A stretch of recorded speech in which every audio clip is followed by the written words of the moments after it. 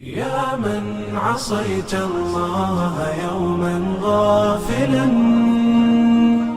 أنسيت أن الله قد أعطاك نعم عليك كثيرة، لو صنتها لأطعت خالقك الذي رباك.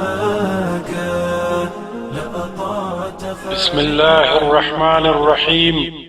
عن أبي سعيد الخدري وأبي هريرة رضي الله تعالى عنهما أن رسول الله صلى الله عليه وسلم قال: لو أن أهل السماء والأرض اشتركوا في دم مؤمن لأكبهم الله في النار.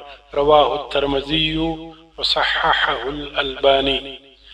أبو سعيد الخدري أو أبو هريرة رضي الله تعالى عنهما وايي رسول الله صلى الله عليه وسلم وفرمایل چې د اسمانونو او ځمکې ټول مخلوقات دیو مسلمان پنا حق قتل کی شریک شي، الله تبارک وتعالى بخامخا هغوی ټول د همدې وقتل په سزا کې کور کې پړ مخې غورځوي.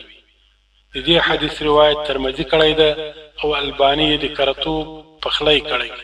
صدق رسول الله صلى الله عليه وسلم. لو صنتها لأطعت خالقك الذي رباك، لأطعت خالقك الذي رباك.